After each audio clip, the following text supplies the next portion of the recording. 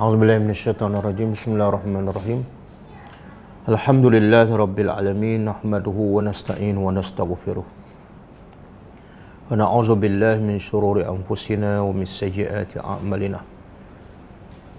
Man yahdihillahu fala mudilla lahu wa man yudlil fala hadiya lahu. Asyhadu an la ilaha illallah wahdahu la syarika lahu wa asyhadu anna Muhammadan abduhu wa rasuluh. Subhanaka la ilma lana illa ma 'allamtana innaka antal alimul hakim. Allahumma 'allimna ma yanfa'una wanfa'na bima 'allamtana wa zidna ilma. Allahumma ati anfusana taqwaha wa zakkiha anta khairu man zakkaha anta waliyuha wa maulaha. Rabbi yassir wa la tu'assir, Rabbi tammim bil khair, amma ba'du. InsyaAllah kita sambut tadabbur surah Ibrahim. Kita sampai ayat yang ke-28. Salam. Kita sampai ayat yang ke-28. InsyaAllah kita sambung ayat 29. Sebelum tu kita tengok apa maksud ayat yang lepas dan apa kaitan dengan ayat hari ini. Okey, kalau kita tengok daripada ayat 24, Allah buat perumpamaan, dan dalam Quran ni sebenarnya banyak perumpamaan yang dibuat oleh Allah Subhanahu Wa Taala yang kita dah sebut sebelum ni. Itu adalah salah satu cara bagaimana Allah nak bagi hamba-hambanya memahami dengan lebih jelas, lebih terang dan lebih yakin apa yang kadang-kadang tak nampak. Maka Allah akan buat contoh perumpamaan dengan benda yang nampak supaya kita boleh bayangkan. Itulah sampai begitu sekali rahmat Allah kepada hambanya. Allah cipta kita, Allah bagi Al-Quran sebagai manhaj, sebagai panduan. Kemudian Allah tak cukup dengan Quran, Allah utuskan Rasul untuk menerangkan cara pelaksanaan Al-Quran. Dan dalam Al-Quran pula Allah bagi berbagai-bagai bentuk cara ataupun bahasa supaya akhirnya hambanya faham isi kandungan Al-Quran dan beramal dengannya, dan dengan itu semua akan menyelamatkan manusia daripada azab Allah dan insya-Allah berjaya masuk syurga. Jadi Allah bagi contoh yang lepas, akidah yang benar ataupun kalimah tauhid yang datang daripada Allah, dia seumpama satu pokok yang baik, yang bagus, yang mana asalnya ataupun akarnya menjunang ke bumi, kemudian dahannya melangit sampai ke langit. Maksudnya apa? Allah nak bagi tahu kalau sesiapa yang beriman dengan Allah, siapa yang pegang pada akidah mentauhidkan Allah, beriman dengan hari akhirat, beriman dengan rukun iman, beramal dengan rukun Islam, maka akidahnya pasti kuat, tidak akan goyang. Datanglah hujan, rebuk macam mana sekalipun, dia tidak akan goyang sebab akidah itu akarnya menjunang ke bumi. Kemudian bila dia beriman pula, dia akan memberi kebaikan kepada orang. Seumpama pokok tadilah, pokok yang baik yang akarnya menjunang ke bumi, kemudian dahannya sampai ke langit. Maksudnya dia akan memberi kebaikan kepada orang. Berapa ramai yang dapat manfaat daripada pokok yang baik, daripada buah-buah yang baik itu, maka begitu juga orang manusia ramai akan dapat manfaat daripada akidah seseorang yang benar, akidah seseorang yang betul-betul beramal dengan ajaran Allah Subhanahu Wa Taala.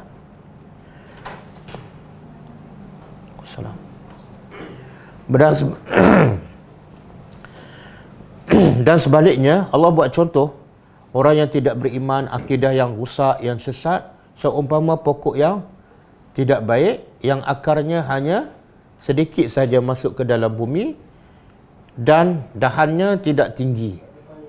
Bila datang angin je, datang ribut je, dia akan tumbang dan tidak akan memberi manfaat kepada orang. Itulah perumpamaan akidah yang rosak ataupun orang-orang kafir, orang-orang yang tidak beriman kepada Allah. Dia tak akan memberi kebaikan kepada orang. Bahkan dia hidup mereka hanya selagi mereka tak beriman, hidup mereka adalah menyemakkan bumi. Sebagaimana pokok yang tidak ada buah, tidak ada hasil, dia akan menyemakkan bumi. Kemudian Allah bagi tahu dalam ayat 28 berkaitan dengan contoh dua tadi, perumpamaan yang dua tadi, pokok yang baik dengan pokok yang tidak baik, ataupun akidah yang betul dengan akidah yang rosak. Maka Allah bertanya untuk menimbulkan kehairanan, kepelikan, satu perkara yang menakjubkan. Apa dia ni? Dalam ayat 28. A'udzubillahi minasyaitonirrajim. Alam tara ilal ladzina baddalu ni'matallahi kufran wa ahallu qaumahum daral bawar. Cuba tengok. Alam tara, tidakkah engkau melihat, wahai Muhammad? Melihat di sini ialah melihat dengan mata hati, bukan melihat dengan mata. Tidakkah engkau melihat, tidakkah engkau berfikir? Dan soalan ni tujuannya ialah untuk lita'jib, untuk melahirkan rasa pelik tapi benar. Apa yang pelik ni? Ya Allah nak bagi tahu pada Nabi Muhammad benda yang paling pelik kat dunia. Apa dia? Kalau kita ditanyalah apa yang paling pelik kat dunia, apa dia? Yang paling pelik kat dunia.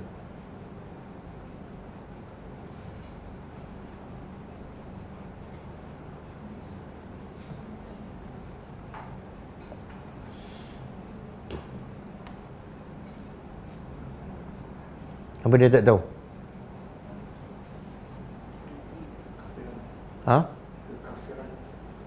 Kekafiran.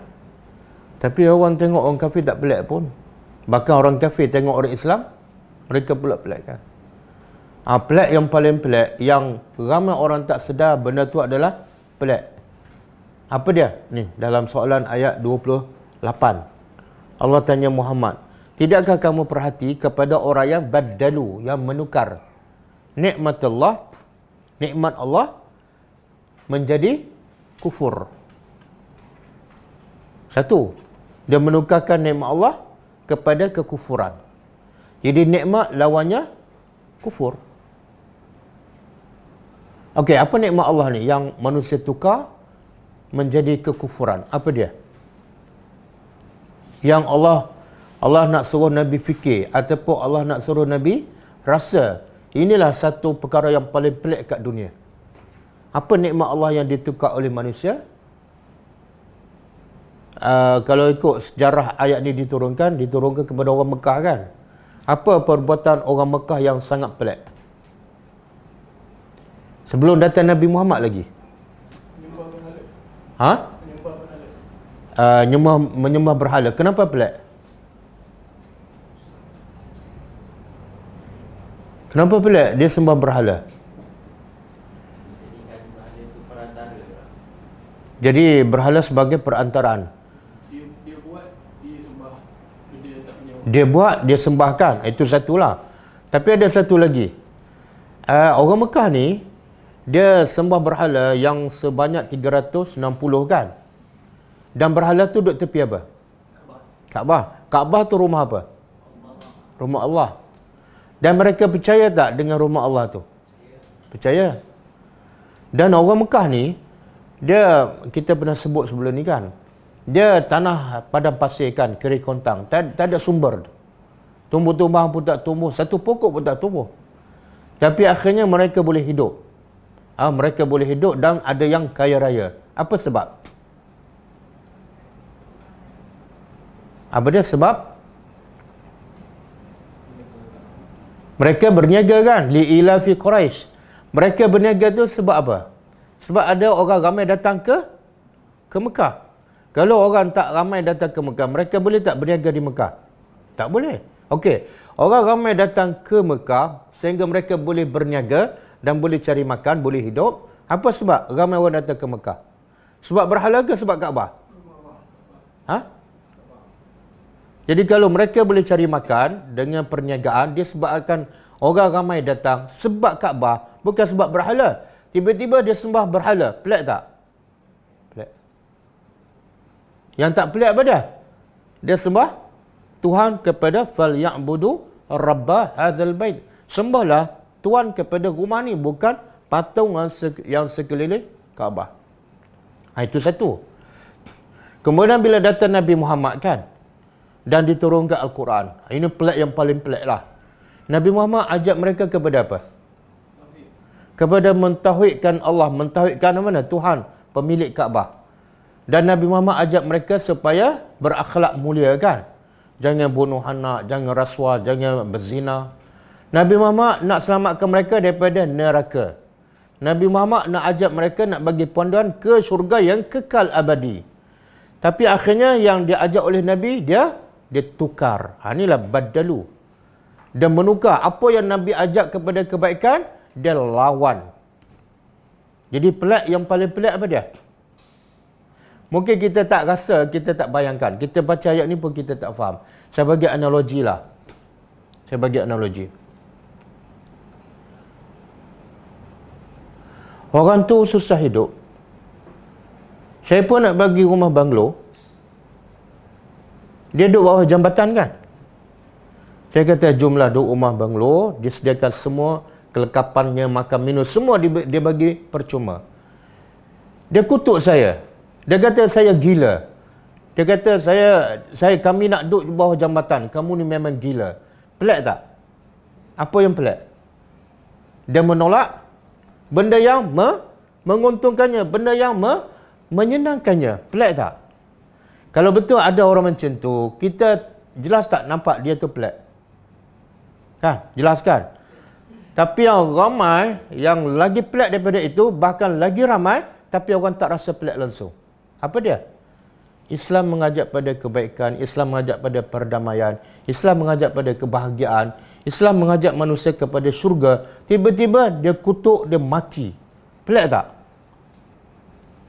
Lebih saya bagi contoh yang berlaku hari inilah. Ramai tak kita ajak orang ramai kepada Quran, kan? Kepada sunnah Nabi, kan? Akhirnya dia kata apa pada kita? Ni apa ni ajak pada Quran dan hadis ni? Pelik tak? Akhirnya dia beramal dengan apa? Amalan bukan daripada Quran, bukan daripada sunnah. Amalan datuk nenek moyang mereka, amalan mak bapak mereka.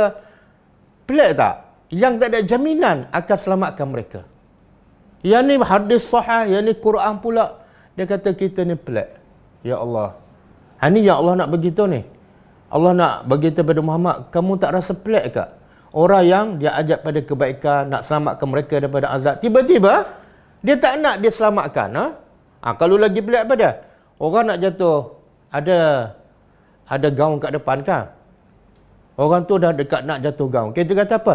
Jangan pergi ada gaun. Dia maki kita pula. Pelik tak? Macam itulah keadaan manusia sekarang. Kita ajak pada Quran, kita ajak pada sunnah Nabi. Dia kata kita ni menyesatkan, kita ni. Lebih kurang itu. Boleh. Jadi Allah kata, lagi pelik pada. Bukan setakat dia menolak kebenaran, bukan setakat dia tolak orang yang nak selamatkan dia, tapi yang kedua, wa ahallu qaumahum daral bawar. Mereka apa dia ahalu?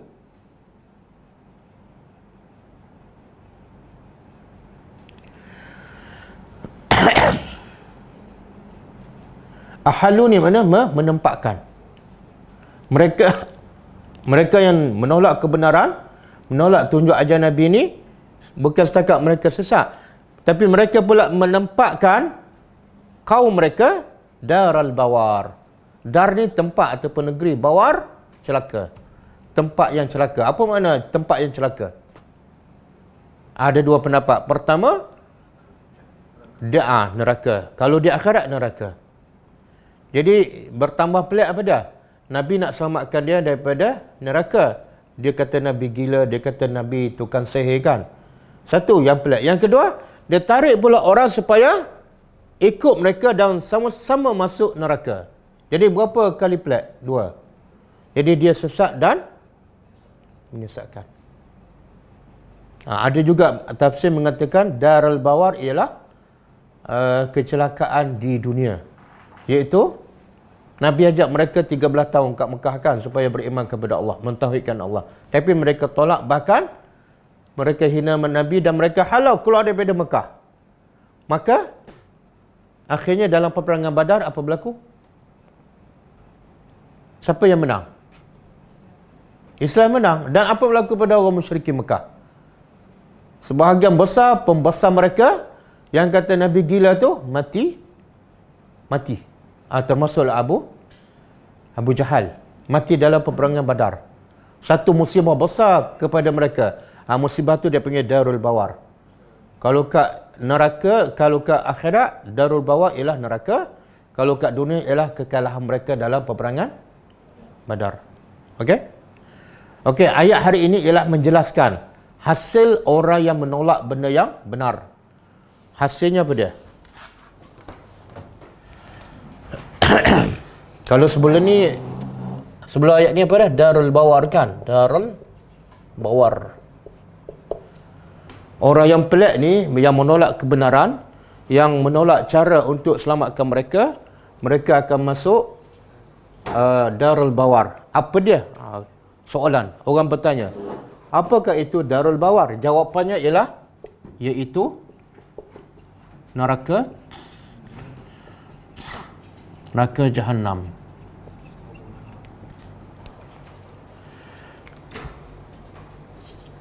Neraka Jahannam. Jadi Jahannam ni salah satu nama neraka kan. Dan setiap nama neraka tu ada maksud dia. Jadi nama tu pun kalau kita faham dah menakut dan menggerunkan kita. Apa makna Jahannam? Pertama api kan. Yang kedua makna Jahannam ialah dalam. Jadi masuk neraka dalam. Bila sebut dalam makna apa? Tak boleh nak keluar lah. Kita kalau terjatuh dalam perigi yang dalam, tanpa dibantu kita tak boleh keluar. Yang kedua, gelap. Dahlah dibakar dalam api, dahlah dalam, gelap, tak nampak apa-apa. Lagi menakutkan. Jadi orang yang pelik ni, yang menolak kebenaran, yang menolak mutiara, nikmat-nikmat, dia tolak, dia kufur dengan nikmat tersebut, mereka akan Darul Bawar, neraka Jahannam, kemudian yaslaunaha, mereka akan memasukinya.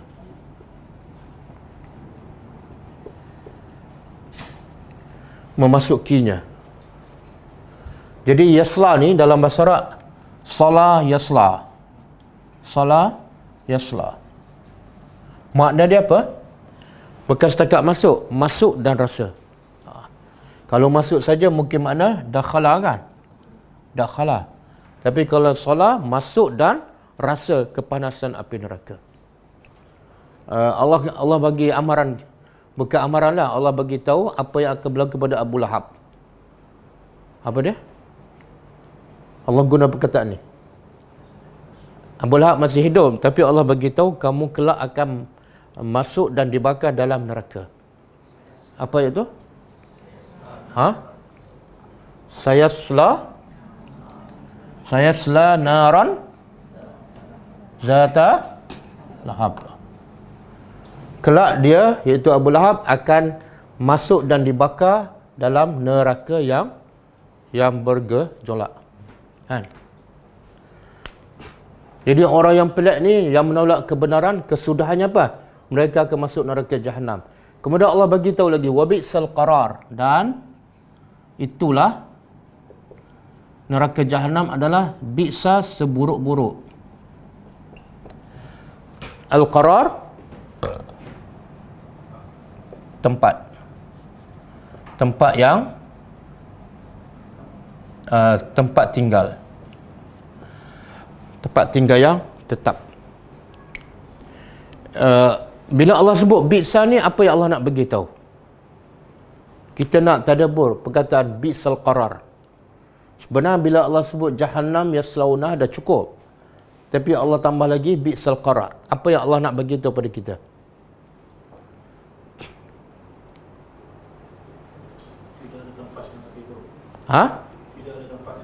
Allah nak bagi tahu inilah kemuncak tempat yang paling buruk.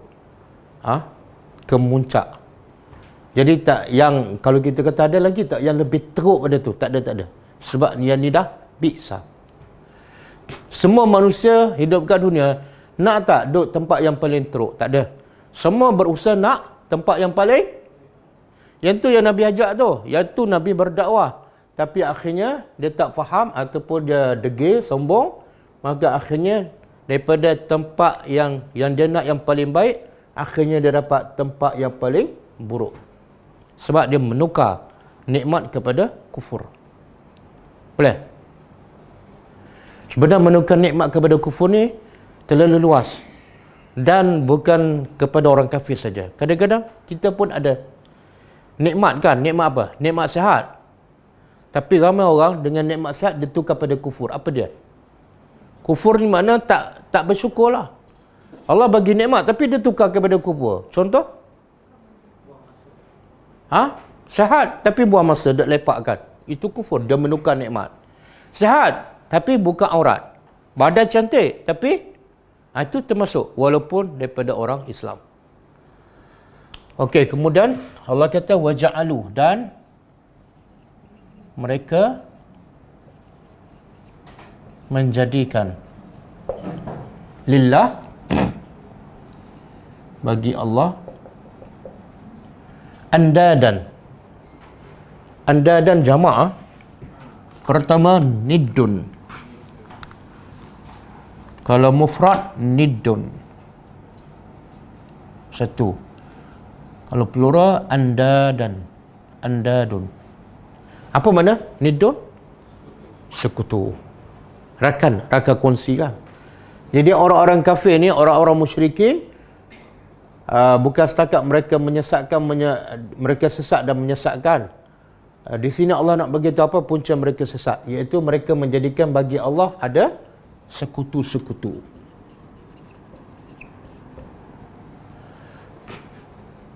Sekutu-sekutu. Apa dia yang mereka jadikan bagi Allah sekutu? Sekutu makna rakan kongsi, seolah yang lain tu sama dengan Tuhan. Apa dia contoh? Berhala lagi? Nafsu. Lagi? Kalau orang musyrikin juga menjadikan malaikat. Kan dijadikan malaikat adalah anak Tuhan, anak perempuan Tuhan. Kemudian apa tujuan? Dia apa sebab mereka menjadikan sekutu-sekutu bagi Allah? Salah satu tujuan liyudillu, supaya, lam ni makna supaya ataupun untuk. Yudillu, mereka menyesatkan.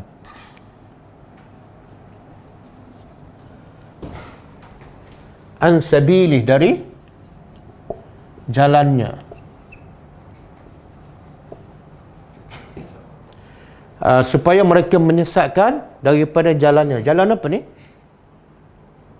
Jalan? Jalan Allah. Dan Allah sebut tak, mereka menjadikan sekutu bagi Allah supaya mereka dapat menyesatkan. Allah sebut tak menyesatkan siapa? Sebut? Tak. Bila tak sebut kita boleh fahamlah. Makna menyesatkan siapa? Siapa saja. Sasaran ialah siapa saja. Sebagaimana syaitan nak sesatkan siapa?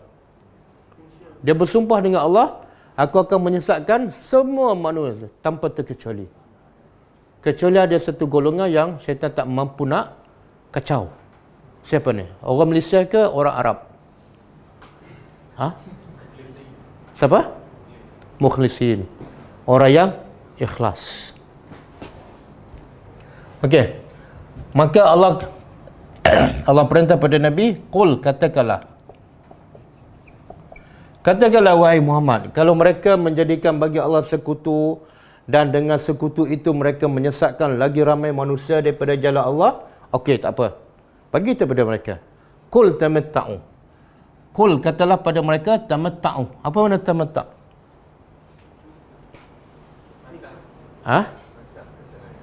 Apa dia? Kalau kita buat haji, berapa jenis haji? Berapa? 3. Pertama ifrad. Yang kedua tamattu' kan? Yang ketiga qiran. Jadi kalau haji tamattu', apa makna haji tamattu'? Senang-senang. Apa maksud bersenang-senang? Haji bersenang-senang. Macam mana? Maknanya dia pergi buat umrah, kemudian dia tanggap ihram. Habis umrah dia tanggap ihram kan. Lepas tanggap ihram tu, sementara nak tunggu hari wukuf, dia bebas. Nak bergaul dengan isteri, nak potong kuku kan. Jadi bila bebas tu dia panggil tamattu'. Okey. Qul, katakanlah wahai Muhammad, tamattu' berseronoklah. Berseronoklah oleh kamu. Allah perintah supaya Nabi cakap pada siapa ni? Orang musyrikin. Kenapa Nabi sampaikan kepada orang musyrikin? Kenapa Nabi sampaikan kepada orang musyrikin? Sebab ini perintah Allah. Allah kata, qul, bagi tahu pada mereka. Jadi bila Allah perintah pada Nabi sampai pada orang musyrikin, Nabi terus sampai tak? Ataupun Nabi fikir 10 kali? Bila nak sampai ni? Tunggu cuti dululah. Ataupun tunggu habis PKP kan? Tak ada. Bila Allah kata qul, Nabi terus sampaikan. Jadi mesej dakwah terus sampai tak pada orang musyrikin Mekah? Subhanallah. Tapi bila kita baca Quran kan, sebenarnya perintah pada Nabi juga adalah perintah pada kita.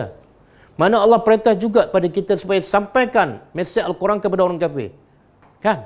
Tapi terus sampai tak pada orang kafir? Tak sampai. Sampai orang kafir mati, tak sampai-sampai. Sebab apa tu? Salah siapa? Salah ilmu mengandung ke salah ustaz yang tak mengajar tadabbur?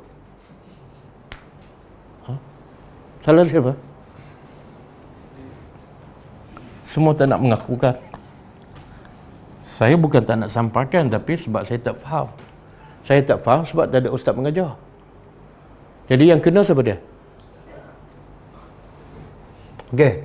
Begitu mereka berseronoklah. Allah suruh Nabi begitu pada siapa ni supaya berseronok? Pelik tak? Pelik tak? Orang kafir ni orang beriman yang beriman pada Allah ataupun yang menentang Allah? Kenapa orang yang menentang Allah, Allah suruh berseronok? Pernah tak kita, orang yang merompak rumah kita, kita kata, berseronoklah kamu? Pernah tak cakap macam tu? Tak pernah. Kenapa Allah kata pada musuh dia, seronoklah? Sindir. Sindir apa tu? Kalau kamu nak seronok, silakan. Tapi, dia sebenar bukan nak bagi berita gembira ni, tapi berita yang buruk. Apa dia? Seronoklah kamu, tetapi fa'inna, maka sesungguhnya masirakum, masir apa dia? Tempat kembali kamu ila nar, ke neraka. Boleh faham? Jadi akhirnya ini berita gembira ke berita menakutkan? Berita buruk kan? Kita kata pada perompak, kita dah tahu dah boleh ada kat depan. Kita kata ambillah barang dan berseronoklah kamu. Lepas ni kamu kena tangkap, kamu masuk penjara tak keluar-keluar kan? Perkataan seronok permulaan tu sebenarnya bukan berita gembira. Banyak Allah sebut dalam Quran. Cuba buka surah Al-Baqarah ayat 126. 126. Wa iz qala Ibrahim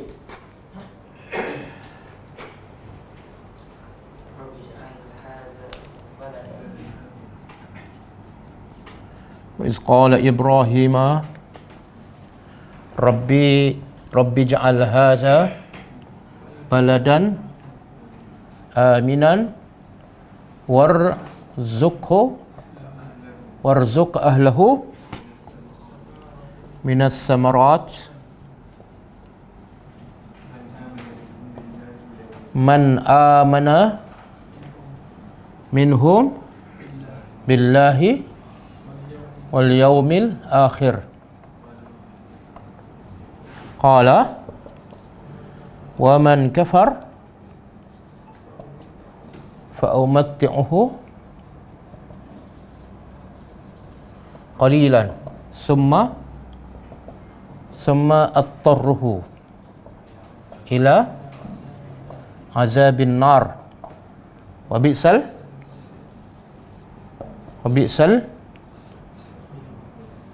mihad Mesir.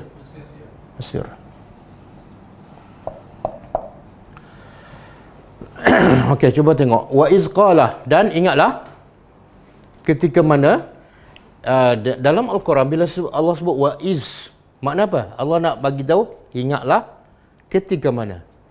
Allah suruh siapa ingat ni? Ingatlah, bila iz makna dia uzkur, ingatlah ketika mana. Ada perintah, iaitu ingatlah. Allah perintah kepada siapa supaya ingat ni? Pertama kepada Nabi lah. Okey. Ingatlah ketika mana, cerita apa ni yang Allah nak suruh Nabi Muhammad ingat? Cerita apa ni? Cerita Nabi? Bila cerita Nabi Ibrahim, Allah nak suruh Nabi Muhammad ingat, makna apa tu? Ibrahim satu peribadi yang hebat. Kalau tak, Allah tak suruh Nabi baca dan ingat kisahnya. Jadi sebab itulah kalau kita nak ambil pengajaran, bacalah kisah tokoh-tokoh yang hebat. Jangan baca pasal Maradona, kan? Dan ingatlah ketika mana telah berkata Ibrahim, mana Ibrahim berdoalah. Apa doa Ibrahim? Rabbi ja'al, wahai Tuhan, jadikan haza, iaitu Mekah ni, baladan aminan, negeri yang aman. Jadi Ibrahim berdoa supaya Mekah jadi aman. Untuk siapa ni? Untuk dia ke untuk kita semua? Pengajarannya bila kita berdoa, jangan pentingkan diri. Selamatkan aku, selamatkan keluarga aku, yang lain tak masuk. Tak betul. Kemudian bagi dia aman, kemudian warzuq, berilah rezeki ahlahu, kepada penduduk Mekah. Sebab itulah rezeki orang Mekah sekarang melimpahkan. Kaya gila. Minas samarat, daripada buah-buahan. Dan bagi pada siapa? Tengok doa Ibrahim. Man amana, kepada orang yang beriman dari kalangan penduduk Mekah yang beriman dengan Allah dan hari akhirat. Jadi doa Ibrahim ni bukan untuk dia, tapi untuk semua orang. Tapi semua orang tu beriman ke kafir? Beriman. Makna sebenarnya kalau nak tengok ayat sebelum ni Ibrahim dah minta pada Tuhan, jadikan zuriat aku orang yang baik. Dan semua orang, Allah kata apa? Yang beriman saja yang akan jadi baik di kalangan zuriat kamu. Kalau zuriat kamu tak beriman, tak akan jadi baik, walaupun zuriat kamu. Maka doa seterusnya, Ibrahim berhati-hati. Dia doa khas untuk orang beriman. Orang kafir tak masuk. Maka macam Allah menegurnya. Allah berkata, wa man kafar, siapa yang kufur, fa umatti'uhu, aku akan tamatta'u, aku akan beri kesenangan kepadanya, tapi berapa lama? Qalil. Jadi doa kamu jangan khusus pada orang beriman. Orang kafir boleh tak makan buah-buahan? Dan ada tak orang kafir pergi Mekah? Tak ada. Ya ke? Tapi ada tak orang kafir duduk kat Mekah? Tak ada. Dia kalau orang Islam duduk kat Mekah tapi tak solat, jadi kafir ke Islam? Ramai tak orang Mekah tak solat? Saya tak tahu. Okey. Jadi Allah kata, orang kafir pun akan dapat juga rezeki. Tetapi fa ummati'u qalilan. Sekejap je. Lepas tu summa at-taru, kemudian aku paksanya ila azabin nar, ke azab neraka, dan itulah seburuk-buruk tempat kembali. Boleh? Sebab itulah bila kita tengok orang kafir senang, kaya, mewah, jangan apa? Jangan cemburu. Ramai tak orang Islam kejar dunia sebab tengok orang kafir kaya dan senang? Ramai tak? Makna apa tu? Tertipu. Sebab Allah kata kesenangan orang kafir hanya Sementara orang beriman, dia lebih cerdik pada orang kafir. Dia nak kesenangan yang kekal abadi. Kenapa nak senang sama dengan orang kafir? Okey, kemudian qul.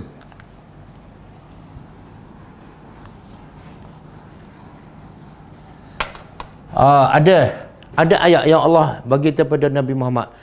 Orang kafir kat Mekah senang tak? Senang kan? Kaya tak? Kaya. Yang kaya gila lah. Tapi Nabi Muhammad miskin tak kat Mekah? Susah tak? Diburu tak? Dimaki tak? Sedangkan siapa yang buat kerja Tuhan? Jadi mungkin tak kalau kita duduk tempat Nabi kan? Kalau kita duduk tempat Nabi lah. Kita buat kerja Allah. Tapi kita yang susah. Orang kafir pula menentang Allah. Tapi mereka pula Allah bagi senang. Apa perasaan kita? Kita rasa apa? Okey ke ataupun ada rasa tak puas hati? Kita solat 5 waktu, tutup aurat. Tapi tak kaya-kaya. Orang kafir tu tak pernah solat. Kaya gila. Yang paling kaya kat dunia siapa dia? Ustaz Mu'in ke Bill Gates?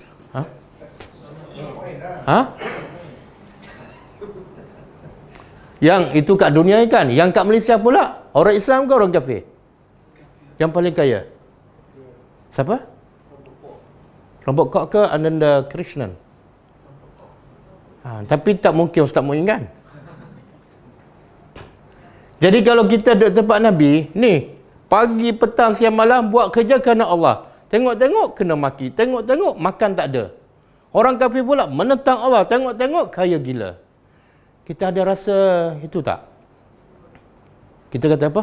Hati kita kalau tak cakap apa, hati memberontak. Kita kata apa? Ini tidak adil. Tapi dia dunia penjara orang Islam. Dunia penjara orang Islam. Dunia penjara orang Islam dan surga orang kafir. Kalau macam tu hidup macam dalam penjara lah. Kenapa nak besar rumah besar? Okey, tengok surah Ali Imran ayat 196. La yaghurrannaka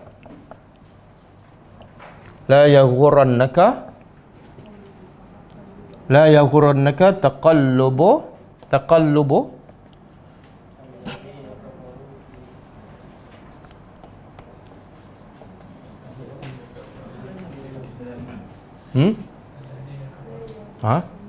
La yaghurrannaka taqallubul ladzina kafaru fil bilad. Kemudian mataun qalilun summa ma'wahum jahannam wa bi'sal mihad. Okey.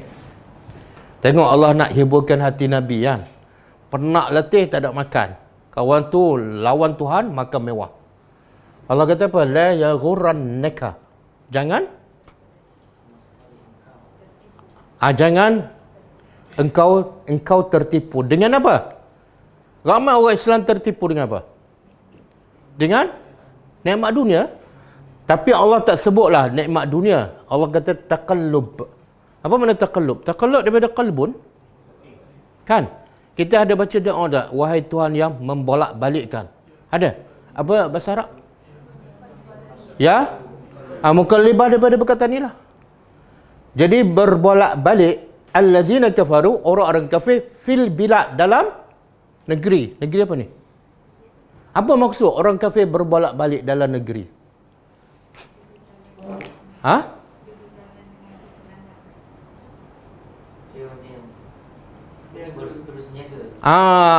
Rihlatas syita'i, itu pergi berbolak, pergi ke Syam, balik, jual barang, kaya.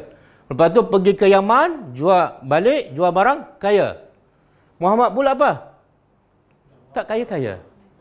Maka Allah kata, janganlah kekayaan orang kafir pergi ke Syam, pergi ke Yaman menipu daya engkau. Jangan.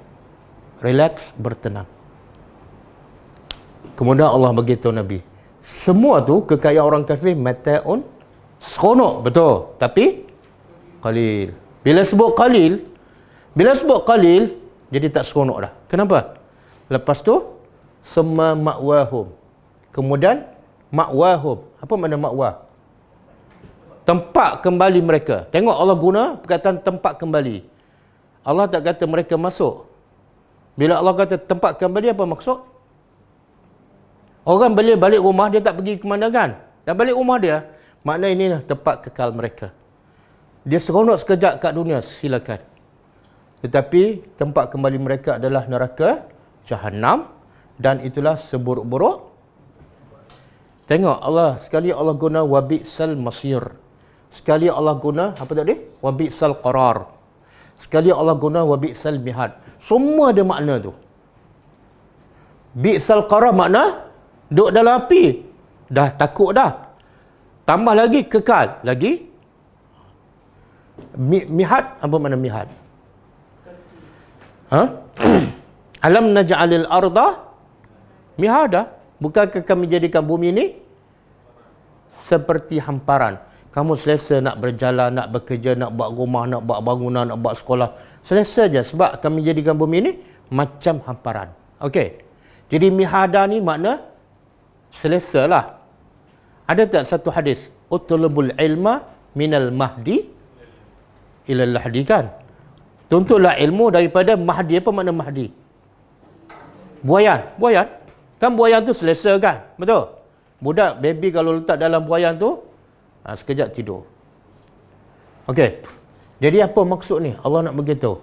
Neraka ni selesa tak? Kalau tak selesa, kenapa Allah kata seburuk-buruk tempat selesa?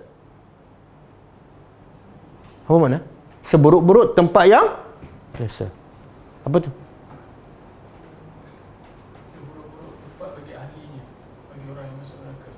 Tak, kalau kita kata bi'sal qarar, kita boleh faham. Bi'sal masir, seburuk-buruk tempat kembali. Okey. Tapi ni seburuk-buruk tempat yang selesa. Makna apa tu? Allah nak perlilah. Allah nak perli. Perkataan tu pun adalah bentuk azab. Azab mental. Orang tu nak masuk penjara. Penjara tu tandas pun tak ada, katil pun tak ada, tilam pun tak ada kan? Tingkap pun tak ada, gelap je. Kita pun kata, masuklah sebaik-baik tempat yang selesa. Makna apa tu? Kita nak perli. Okey. Habis cerita orang yang tak beriman. Cerita pokok yang buruk, pokok yang tidak ada hasil. Kemudian balik pada cerita yang kedua. Macam biasalah. Bila Allah sebut tentang orang kafir, maka lepas tu Allah sebut tentang orang beriman. Qul, katakanlah wahai Muhammad, li'ibadi, kepada hamba-hambaku. Bila sebut hambaku ni siapa? Iaitu allazina, orang-orang yang amanu, yang mereka beriman.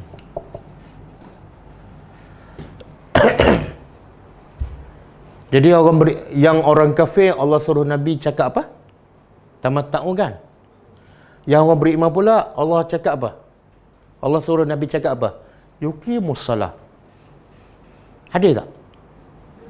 Orang kafir cakap seronok, orang Islam solat. Ada ke tak? Macam kita ada dua anak kan? Satu anak jahat, nakal. Satu lagi anak baik. Yang anak nakal kita kata apa? Seronoklah. Yang anak baik, buat kerja tu, buat kerja ni. Ada tak? Adil ke tak? Adil.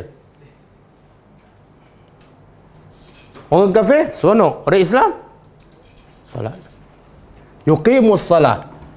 Agar mereka mendirikan solat. Satu, dirikan solat. Seronok tak dirikan solat?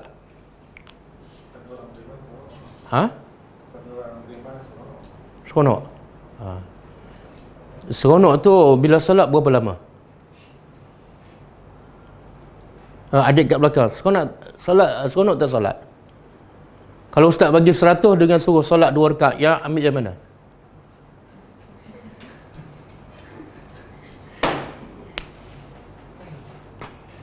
Tengok. Nabi Allah tak bagi harta, Allah tak bagi rumah besar. Tapi Allah perintah Nabi solat. Sebab tu Nabi boleh solat berapa lama? Berjam-jam sampai bengkak kaki. Sebab apa? Sebab seronok orang kafir ni, dia seronok hanya luaran saja. Dia tak masuk ke dalam.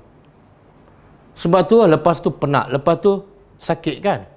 Tapi seronok orang beriman, dia bukan seronok fizikal. Dia seronok dalaman. Sebab apa? Sebab dia berhubung dengan Allah. Bila berhubung dengan Allah, seronok tu kekal lama.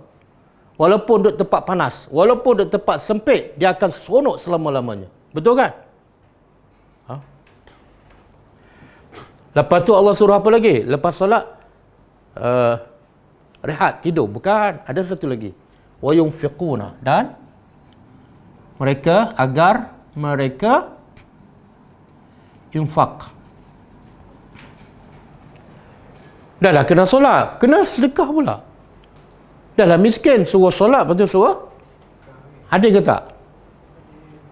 Orang kafir ni tak kena solat, tak kena infak, dapat duit banyak pula. Dan lawan Tuhan. Ada ke tak? Ada. Okey, infak pula semua ataupun sebahagian mimma dari apa yang razaqnahum, kami beri rezeki kepada mereka. Jadi manusia bila nak bagi, nak sedekah ni rasa berat kan, maka Allah nak supaya kita rasa mudah dan tidak rasa berat. Allah apa sebut? Satu, bagi min mana sebahagian. Kita mana lebih berat? Bagi semua ke bagi sebahagian? Mana lebih berat? Oh, dua-dua berat. Mana lebih apa ni? Kita mana lebih suka? Bagi semua ke bagi sebahagian? Bagi sebahagian. Mana lebih suka? Bagi sebahagian ke tak bagi langsung?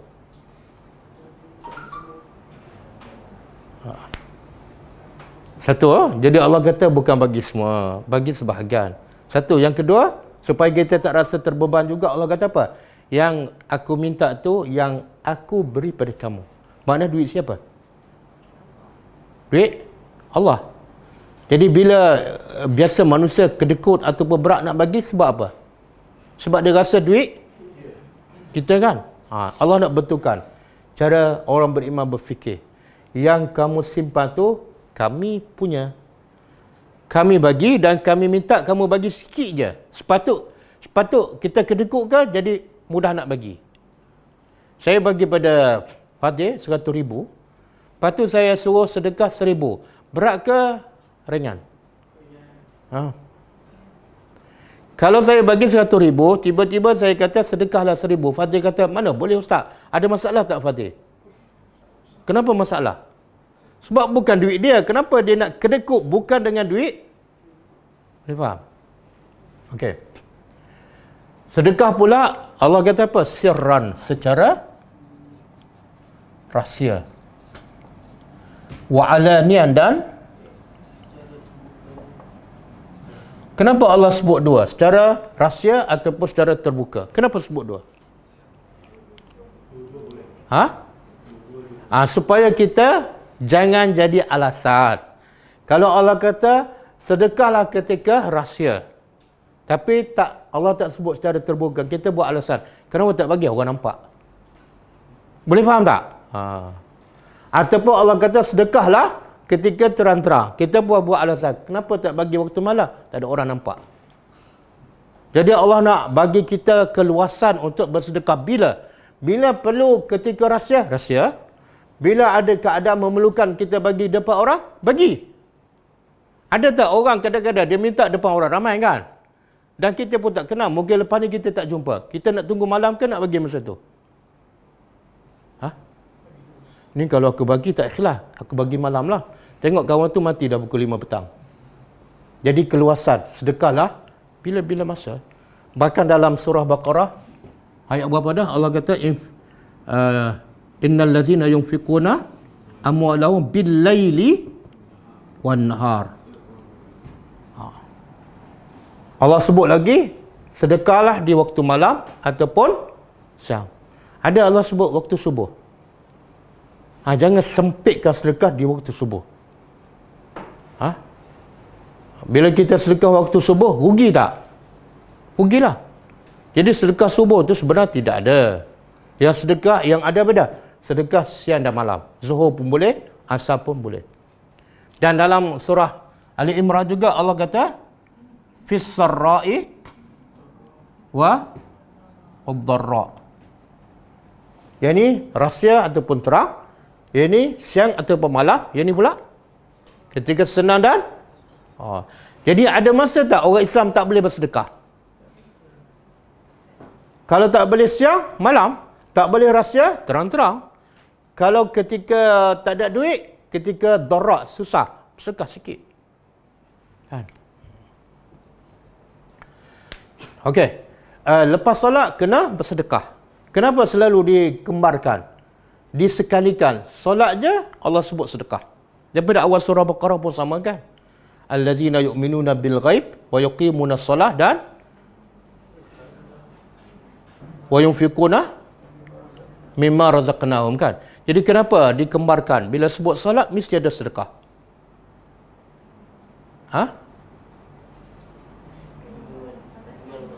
Sebab Allah nak bagi Islam ialah satu hubungan dengan Allah. Melalui apa dah? Solat. Yang kedua, hubungan dengan manusia. Melalui apa dah? Zakat ataupun sedekah. Jadi Allah nak bagi tahu Islam, satu, hubungan dengan Allah mesti baik. Yang kedua, bukti. Bukti hubungan dengan Allah baik apa dah? Mudah nak bagi. Kalau solat malam, solat witir tapi kedekut, tak betul. Solat tak betul. Solat yang betul mesti ada hasil ni. Jadi mudah nak bagi. Ada orang pula mudah bagi tapi tak solat. Betul tak? Tak betul. Tak betul. Tak ada. Kalau dia mudah bagi tapi tak solat, maka dia bagi bukan kerana Allah.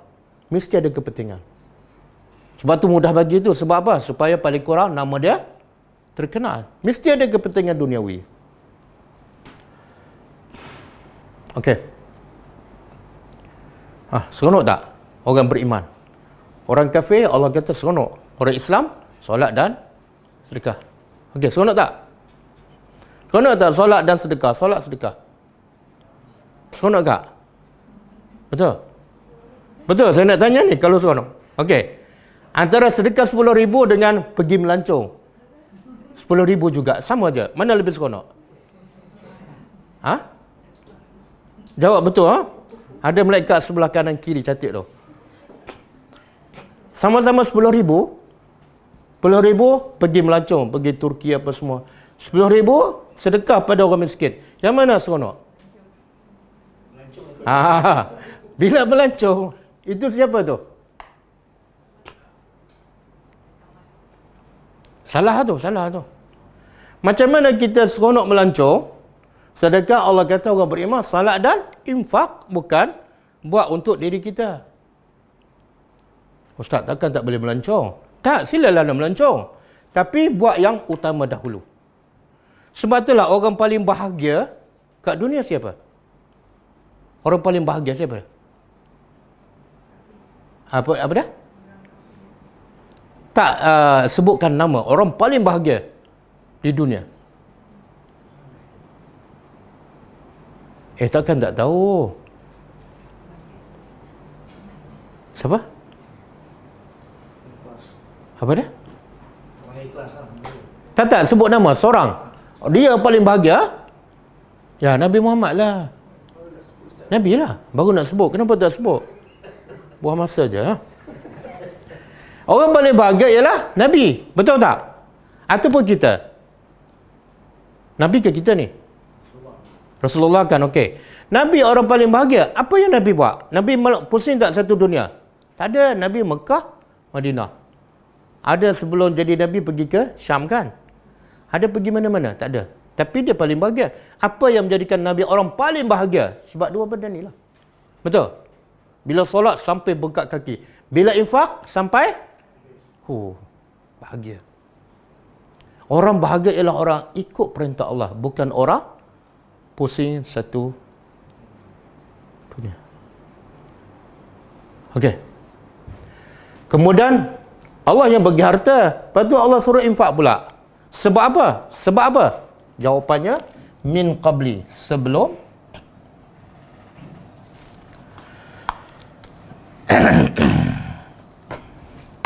an ya'ti, sebelum datang yaumun, hari la bay'un, yang tidak ada bay'un. Apa dia? Tidak ada jual beli. Hari apa ni? Sebelum sedekah lah, sebelum datang hari apa ni? Hari kiamat. Tapi Allah tak sebut hari kiamat. Allah tak sebut hari kiamat. Tengok, kita nak tadabbur. Kenapa Allah tak sebut yaumul qiyamah ke yaumul akhirah? Tak. Yang Allah sebut apa? Sifat hari kiamat. Apa sifat hari kiamat? Sifat hari kiamat ialah hari yang tidak boleh berjual beli. Apa maksud tak boleh jual beli? Apa yang Allah nak sampaikan? Kenapa Allah sebut tak ada rundingan, tak ada jual beli? Kita kat dunia, kalau ada masalah je, antara proses nak selesai masalah apa dia? Jual beli, betul tak? Betul kan? Contohlah, kita tak ada rumah, masalah tak ada rumah. Nak selesai masalah tak ada rumah, beli rumah. Kadang-kadang dengan beli rumah, kita ada masalah hutang. Cara selesai masalah, jual rumah. Betul tak? Jadi jual beli satu proses nak selesai masalah. Maka Allah beritahu, bila sampai hari ini, proses nak selesai masalah dah tak ada dah. Melalui jual beli tak boleh.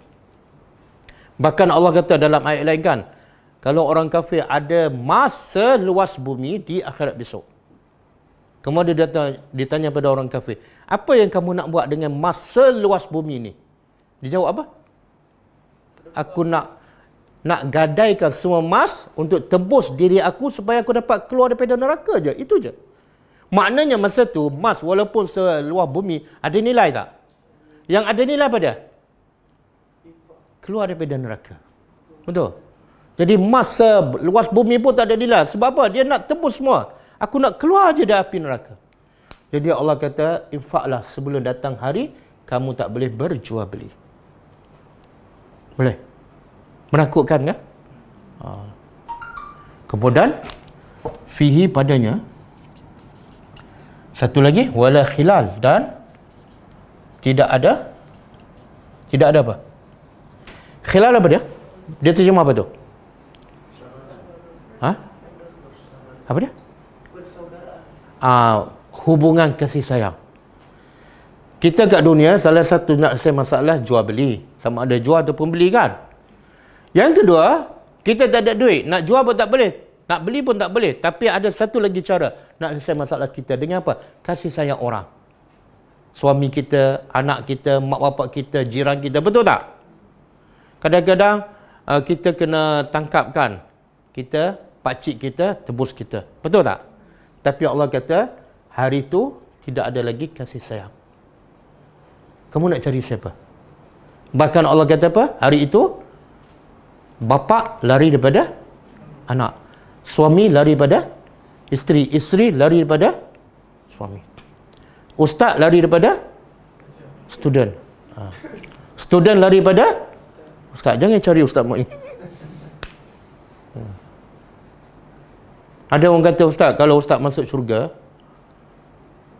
dan tak nampak muka kami, carilah kami dalam neraka. Kenapa ada niat nak masuk neraka? Satu. Yang kedua, dia Ustaz ada jaminan tak masuk syurga?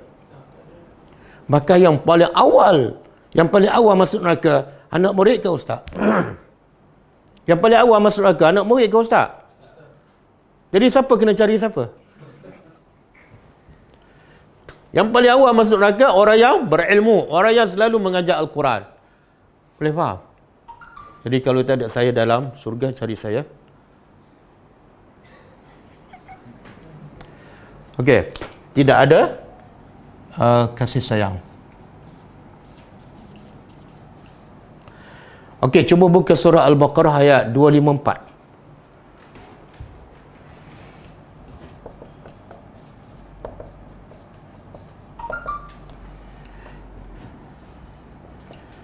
Ya ayyuhallazina amanu anfiqu mimma razaqnakum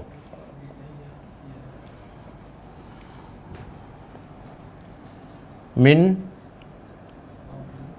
qabli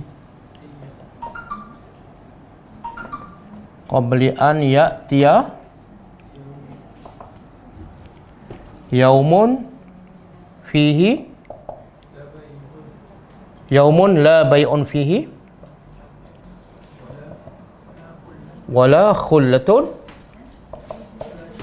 wala syafa'ah. Ni Allah sebut lagi detail. Kalau dalam ayat yang kita belajar ni, yang hari akhirat Allah tak sebut hari akhirat, tapi Allah sebut sifat.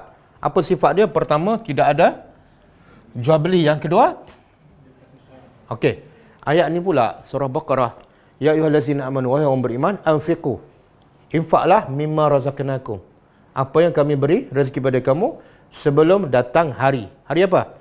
La bay'un, satu, sama kan? Kemudian wala khullah, khullah daripada khilaf, sama. Tapi ada yang ketiga, wala syafa'ah. Apa pula beza syafa'ah? Syafa'ah ni apa makna dia? Pertolongan. Pertolongan ni, kalau jual beli ni, mesti ada apa? Ada duit. Okey, kalau khullah atau khilaf, mesti ada? Ada hubungan. Bila kasih sayang, mesti ada hubungan. Yang syafaat ni, duit pun tak ada, hubungan pun tak ada. Kabel.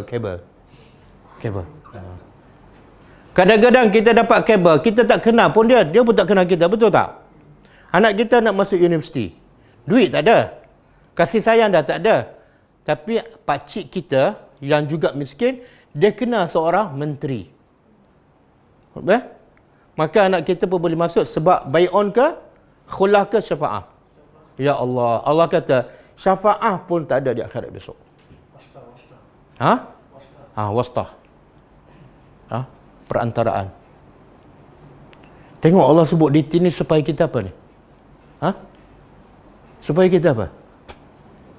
Takut. Dan lepas takut buat apa? Lepas takut buat apa? Tak, lepas takut bagilah sedekah. Sebab tu Allah kata sedekahlah sebelum datang hari yang kamu tak boleh buat apa. Jangan simpan. Ya Allah. Jadi sayang tak Allah kepada kita bila Allah suruh kita sedekah? Sayang tak? Orang kafir Allah suruh dia seronok, tapi lepas tu masuk neraka kekal. Allah sayang tak pada orang kafir? Kita seronok tak bila dapat solat dan infak? Mungkin tak berapa seronok, tapi Allah nak kita seronok yang kekal abadi. Caranya apa? Solat, infak. Boleh faham? Ramai tu orang Islam cari duit banyak-banyak simpan sebab alasan nak seronok. Cara mereka berfikir macam orang kafir.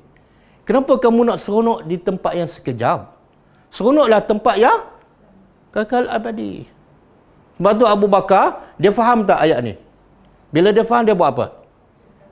Dia bagi semua. Susah tak nak beramal? Susah tak nak dapat tamattu' yang kekal abadi? Susah. Yang senang nak dapat tamattu', tapi akhirnya masirukum ilan nar. Ya Allah. Dan satu lagi ayat yang Allah nasihat, supaya nasihat khas kepada orang beriman, sebab Allah sayang. Allah sayang pada orang beriman, Allah suruh salat, infak. Satu lagi Allah kata apa? Sedekahlah sebelum datang kematian. Dan Allah tak sebut dah, tidak ada jual beli, tidak ada khilaf, tidak ada syafa'ah. Tapi Allah kata apa? Sebelum datang kematian, dan bila datang kematian, kamu akan cakap apa? Kamu akan cakap apa? Bila datang kematian. Ini orang beriman ni. Dia kata, wahai Tuhan, boleh tak panjangkan sikit tempoh? Sikit je. Untuk apa? Fa'as-saddaqah. Aku nak bersedekah. Jadi Allah kata, sedekah sekarang. Sebelum datang kematian, kamu minta nak sedekah, masa tu tak boleh dah. Betul kan? Ya Allah, saya pun tak boleh nak bayangkan. Sayang tak Allah pada kita? Pertama, dia bagi duit siapa? Duit dia. Yang kedua, Dia suruh macam-macam supaya kita infak. Untuk keselamatan siapa? Berapa banyak ayat yang Allah suruh kita infak. Allah tak ada kepentingan langsung. Dahlah infak duit dia. Kemudian suruh berkali-kali. Tapi kita yang tak sayang pada diri, simpan. Lepas tu bila mati, anak bergaduh pula berebut. Rugi tak? Okey, cuba buka ayat apa tu? Yang Allah kata, wahai orang beriman, infaklah sebelum datang kematian. Bila datang kematian, kamu mulalah minta dipanjangkan tempoh untuk bersedekah. Bukan untuk melancong dah. Nak sedekah je masa tu. Surah apa tu?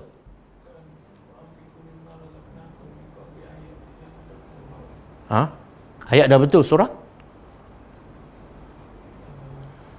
Salah satu surah dalam Al-Quran. Surah Al-Munafiqun ayat 10. Surah Al-Munafiqun ayat 10. Wa anfiqu mimma razaqnakum min qabli an ya'tiya ahadakumul maut. Sebelum datang kematian. Kemudian bila datang kematian dia kata apa? Laula akhartani. Tengok ayat Laula akhartani.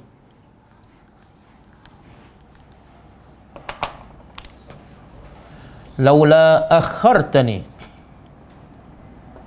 ila ajalin qarib fa asaddaqa wa akun minas salihin.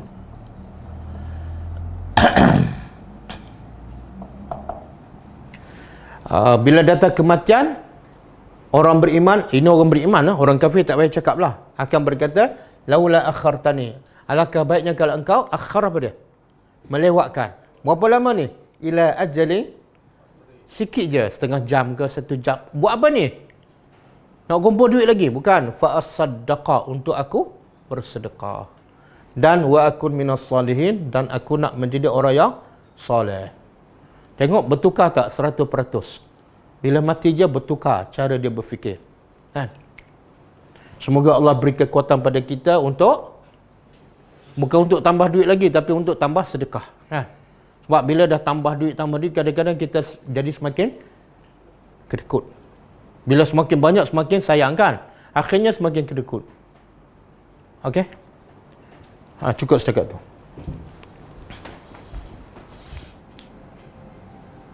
Bolehkah ceritakan kepada anak-anak apa yang kita infakkan kepada sesiapa untuk dijadikan contoh kepada anak-anak? Tak. Biasa mak bapak bila dia bersedekah, dia cerita pada anak-anak kan. Jadi soalan bolehkah? Dia tak salah. Tapi apa tujuan kita cerita? Innamal a'malu binniyat. Mungkin mak bapak boleh jawab, tujuan kita cerita nak mendorong anak supaya bersedekah. Okey. Betul tak? Betul tak berlaku macam tu? Bila kita cerita, anak kita pun mudah nak bersedekah. Betul tak? Ataupun sekadar kita syok sendiri kan?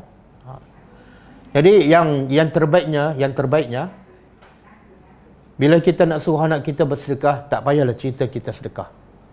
Cerita siapa sedekah? Cerita orang yang dah mati. Nabi Muhammad, para sahabat, salafus salih. Cerita apa yang dilakukan oleh orang yang telah mati. Kenapa? Sebab amalan mereka lagi hebat, lagi luar biasa. Dan bila kita cerita amalan orang yang dah mati, ada kemungkinan tak orang mati akan riak? Ada mungkin? Tak ada. Kita ni sedekah tak adalah hebat sangat, cuma kita perasan je. Lepas tu bila kita cerita pada anak, ada tak kemungkinan kita riak? Takut-takut riak itu datang dan membatalkan amalan. Jadi bagi saya, kalau nak motivasi anak bagi sedekah, ceritalah orang yang hebat-hebat. Yang Abu Bakar sedekah semua sekali. Yang Umar sedekah separuh. Yang Osman bin Affan dalam peperangan Tabuk, bila Nabi kata siapa yang nak membantu tentera untuk pergi berperang ke Tabuk, Osman bagi 100 ekor unta. Kemudian Nabi tanya lagi, siapa lagi nak bagi? Osman lagi bagi 100 ekor unta. Nabi tanya lagi, siapa lagi nak bagi? Osman lagi nak bagi 100 ekor unta. Nabi tanya, siapa lagi nak bagi? Osman bagi 1000 dinar. Kita bagi apa? Berapa ekor? Jadi ceritalah benda yang hebat, benda yang orang yang dah mati kan. Kalau cerita yang hebat tu mungkin terdorong kepada anak kita untuk bersedekah. Dan juga kita ajar pada anak kita bila bersedekah jangan cerita pada orang. Jadi kalau kita pun asyik cerita, kita pun mungkin menyebabkan anak kita pun suka cerita. Sebab apa? Mak aku bila sedekah dia cerita kat aku. Jadi akhirnya anak pun suka bercerita. Adakah sedekah kita kepada orang Islam bukan Islam? Tak, dia sedekah ni, dia pahala dia bukan bergantung kepada siapa kita bagi. Yang paling utama ialah sedekah bergantung pada keikhlasan. Innamal a'malu binniyat. Sebab itulah Nabi sebut dalam satu hadis, hadis tadilah, innamal a'malu binniyat. Dan sambungan hadis tu Nabi kata, siapa yang berhijrah? Siapa yang berhijrah? Faman kanat hijratu lillahi wa rasulih. Siapa yang hijrah betul-betul kerana Allah dan Rasul, maka fa hijratu ila Allah wa rasul. Dia akan dapat apa? Bukan dapat 1,000, bukan dapat 1 juta, dapat Allah dan Rasul. Dan wa man kanat hijratu lidunya yusibuha aw imra'atin yankihuha fa dunya ila ma hajara ilaih. Fa hijratu ila ma hajara ilaih. Kalau dia berhijrah kerana wanita, maka dia dapat wanita. Kalau dia sedekah, dia berhijrah kerana nak dapat habuan dunia, dia dapat dunia. Jadi kalau kita sedekah kerana apa? Kalau betul kerana Allah, niatnya penuh, walaupun sampai pada orang kafir. Bahkan kalau kita sedekah pada orang kafir menyebabkan dia masuk Islam, ya Allah, lagi besar pahalanya. Tapi kalau ada orang Islam yang susah dengan orang kafir yang susah, dahulukan orang Islam. Adakah sedekah kita?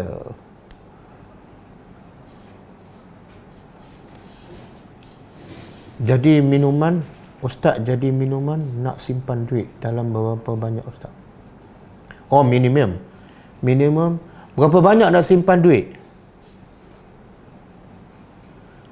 Boleh tak tukar soalan? Berapa banyak nak simpan pahala? Saya minta maaf, saya nak betulkan cara kita berfikir kan. Bila kita nak sedekah, kita pun risau pasal kehidupan kita seterusnya di dunia. Betul tak? Tapi jarang kita berfikir bila kita sedekah, cukup tak bekalan untuk akhirat? Kita tak berfikir macam tu. Akhirnya yang kita bagi sikit ke banyak? Sebab apa? Pertimbangan cukup tak kat dunia. Tapi kita jarang menimbangkan cukup tak di akhirat. Betul tak? Satu. Yang kedua, sebenarnya kita bagi banyak ataupun sikit, adakah dia akan menjejaskan rezeki kita? Tak. Nabi kata apa? Kamu tidak akan mati sehingga, katalah, ini bukan nak suruh bagi semua lah. Katalah kita bagi semua, sampai zero tak ada duit. Tapi takdir umur kita ada 10 tahun lagi. Agak-agak lah, ada tak rezeki kita? Ada. Dan sebaliknya, kita sedekah sikit kan, 1,000, dan kita simpan banyak. Sebab apa? Kita jangka kita akan hidup lama. Tapi ajal kita besok, mati tak kita? Walaupun duit banyak. Mati. Kita umur panjang bukan sebab duit simpanan, tak. Sebab ajal kita. Subhanallah. Sebab itulah Nabi bila infak, Nabi fikir tak nak makan apa besok?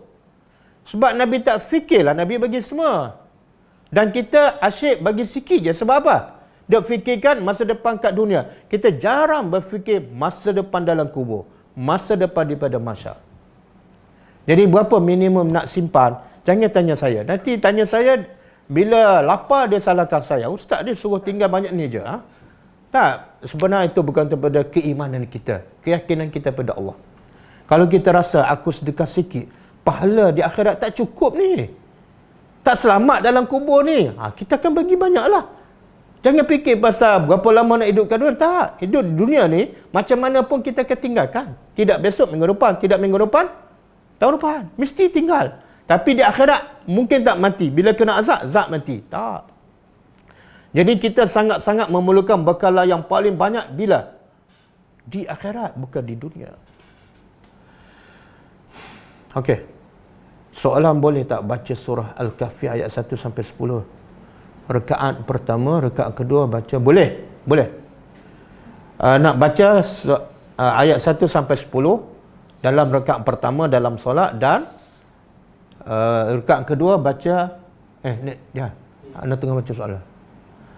Dan baca Al-Kahfi 110 sampai habis. Sebab ayat tu sama banyak. Boleh, tak ada masalah. Dan lagi baik ialah baca semua surah Kahfi tu satu rakaat. Kemudian rakaat kedua baca surah Yasin. Habis semua. Sebab itu sikit je kalau Nabi baca surah apa? Baqarah, Ali Imran, An-Nisa, baru satu rakaat. Kita dah ambil surah Kahfi bagi 10 pula.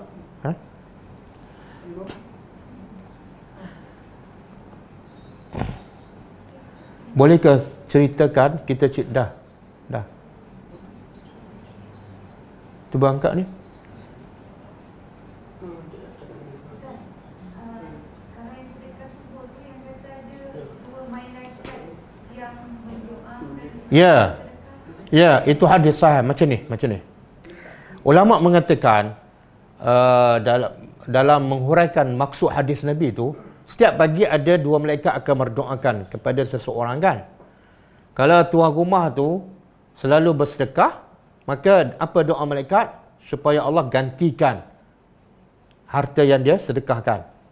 Dan kalau orang tu kedekut tak bagi, doa malaikat lain supaya Allah hancurkan kan. Apa yang disimpan tu sama ada habis macam tu je. Kata ulama, maksud hadis tu bukan mesti sedekah waktu subuh. Doa malaikat waktu pagi, tapi bukan mesti bersedekah waktu subuh. Doa malaikat tu ialah bila kita tak bersedekah sepanjang hari, bukan tak sedekah waktu subuh. Tengok Nabi tak sebut subuh. Nabi tak sebut subuh, sedekah subuh. Yang Nabi sebut doa malaikat waktu subuh. Kenapa kita nak jadi huraikan sedekah waktu subuh? Kan Allah dah sebut sedekah siang dan malam. Sedekah terang dan mana keluasan waktu bersedekah, tiba-tiba kita sempit ke waktu subuh. Kemudian satu lagi, bila nak sedekah waktu subuh, bukan semua orang ada, betul tak? Kalau nak bagi orang miskin, nak cari kat mana waktu subuh? Buat kotak kat mana? Dalam rumah? Jadi tabung satu tempat, kita kumpul banyak bila tu kita bagi je lah. Tak, itu bukan sedekah. Sedekah ialah selagi mana duit tak keluar daripada kita, dia tak panggil sedekah. Masukkan satu tabung tak kira Ustaz untuk hajj. Tak. Tabung tu orang miskin punya ke kita punya? Kita sedekah untuk hajj orang. Tapi tak bagi lagi pada orang miskin. Belum. Dia sedekah ialah bila duit kita keluar sampai pada orang miskin, baru dipanggil sedekah. Sebab itulah jangan hak sedekah waktu subuh. Keluarlah waktu zuhur. Kira. Boleh transfer kan? Tak, kenapa kita nak terikat waktu subuh? Allah kata sedekah siang dan malam. Jangan sempitkan apa yang Allah cakap. Wallahualam. Kalau kita sedekah pada kalau orang yang susah macam bukan Islam tak. Boleh. Boleh kita niat sedekah. Boleh, yang penting dia susah. Boleh. Bagaimana nak berdoa untuk semua? Berdoa untuk semua. Allahumma ighfir lana wa li jami'il muslimina wa muslimat wal mu'minina wal mu'minat al ahya'i minhum wal amwat. Doa untuk semua yang paling penting bukan bagi mereka kaya, tak. Bagi Allah ampunkan dosa mereka. Kaya kalau dosa tak diampunkan, celaka. Tapi kalau miskin dosa diampunkan, bahagia.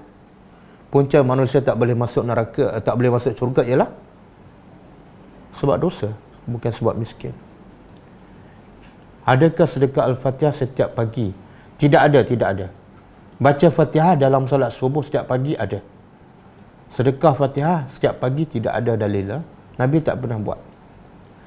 Apa yang dikatakan bersedekah secara sembunyi? Sedekah secara sembunyi mana tak ada siapa tahulah. Kita pergi rumah orang miskin, kita letak beras depan rumah dia kan. Dia pun tak tahu, orang jiran-jiran pun tak tahu. Itu secara sembunyi. Cara terang-terang ialah masa ada orang ramai kita bersedekah, tapi niat kita kerana Allah. Ada ketika kita memang kena bagi waktu orang ada. Sebab apa? Contoh kita jumpa orang miskin tengah jalan kan. Kita pergi ke Perak ke, jumpa orang miskin tengah jalan. Masa tu orang ramai. Takkan kita nak tunggu malam? Mungkin kita tak akan jumpa. Masa tu bagilah masa terang-terang. Betulkan ikhlas. Betulkan niat. Boleh tak isteri bersedekah pada suami? Suami tu kaya ke miskin? Kalau miskin boleh. Kalau miskin boleh. Adakah kita beri duit kepada anak isteri? Ya, betul. Ada hadis sahih. Kita bagi makan pada anak isteri kita, kita beli baju untuk anak isteri kita.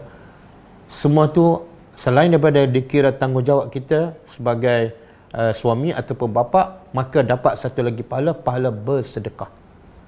Nabi sebut dalam suatu hadis, kamu bagi makan pada isteri kamu juga adalah bersedekah. Masa Ustaz kita kasih anak, dia sedekah kan? Ya. Tapi niat kena ikhlas lah. Jangan sambil-sambil tu marah.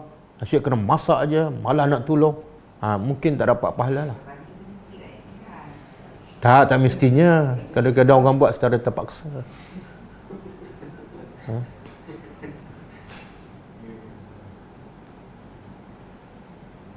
Bagaimana cara infak yang istiqamah? Dia sebenarnya istiqamah ni datang daripada mana? Istiqamah datang daripada mana? Apa dia? Allah sebut dalam surah Fussilat, innal ladzina qalu rabbunallah. Sesungguhnya orang yang berkata Tuhan kami adalah Allah. Dia beriman pada Allah, dia yakin pada Allah, summa istaqamu, kemudian dia istiqamah. Allah kata kemudian dia istiqamah. Mana istiqamah datang daripada mana? Bila dia kenal Allah, dia yakin pada Allah, dia yakin pada janji Allah, dia akan beristiqamah buat kerja ni. Tapi kalau tak berapa yakin, betul tak dapat pahala ni, betul tak selamat daripada neraka, dia tak akan istiqamah. Bila yakin dia bagi, bila tak yakin dia tak bagi. Jadi istiqamah datang daripada setakat mana kita yakin, kita beriman pada Allah. Dan macam mana kita nak beriman dan yakin pada Allah? Tadabburlah ayat Allah setiap hari. Ayat Allah adalah syifa kepada orang yang kedekut. Ayat Quran adalah syifa kepada orang yang tak berapa yakin pada hari akhirat. Wallahu a'lam.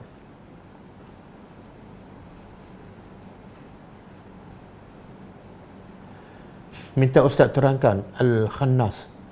Ya Allah, itu saya tanya semalam, tanya saya balik. Bila nak pandai? Ustaz tanya pelajar, pelajar tanya Ustaz balik. Akhirnya yang sentiasa tahu Ustaz, yang sentiasa tak tahu pelajar. Nah, bukan terjemahan. Ini kerja rumah, kerja rumah. Bukan kerja tanya balik Ustaz. Tapi mungkin saya bersangka baiklah. Mungkin siapa ni yang bertanya tu dah cek, tanyakan. Tapi dia nak minta lagi pencerahan. Okeylah. Al-Khannas makna dia yang bersembunyi. Sembunyi apa ni? Syaitan sembunyi ataupun tenggelam timbul. Syaitan dia sifat dia apa dia? Bila kita lupa pada Allah, dia timbul. Dia menjadi kuat. Dia kerja dia hasut kita je. Tapi bila kita beringat pada Allah, sentiasa zikir, iman kita kuat, dia tenggelam. Dia melarikan diri. Jadi khannas ni mana? Tenggelam, timbul. Saya bagi contoh lah. Nabi kata, bila kita terjatuh, tergelincir, kita pun sebut celaka syaitan. Masa tu syaitan timbul. Ucapan kita menjadikan syaitan timbul dan kuat. Apa ucapan tu? Celakalah syaitan. Syaitan lagi seronok. Dan Nabi buat perumpamaan syaitan tu menjadi kuat seperti rumah yang besar. Hasil daripada apa? Ucapan kita. Masa tu syaitan timbul, khannas. Dan Nabi kata kalau kita terjatuh, kita sebut bismillah. Syaitan tenggelam. Syaitan mengundurkan diri. Bahkan Nabi kata syaitan ketika itu menjadi lemah dan kecil seperti lalat. Lebih kurang macam itulah.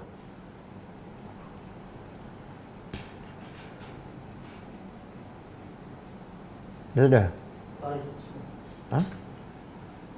Kalau kita berat sedekah kepada peminta yang jahat seperti penagih, tak berdosa. Bahkan tak boleh kita sedekah pada orang yang jahat. Sebab bila sedekah pada orang yang jahat mungkin jadi dosa. Sebab Allah kata wala ta'awanu 'alal ismi wal 'udwan. Jangan kamu bagi kerjasama kepada perkara yang dosa dan permusuhan. Bila kita tahu dia penagih dadah, kita sedekah. Itu bukan sedekah. Itu membantu dia membuat benda yang haram. Tak boleh. Yang penagih dadah, kita sedekah apa? Jangan sedekah duit. Sedekah apa? Ilmu. Makanan lagi dia kuat ni nak pergi cari, nak curi duit lah. Bagi ilmu, bagi kefahaman kan. Ajak dia pergi kelas. Adakah sedekah umat Islam di negara lain sedangkan masih ramai?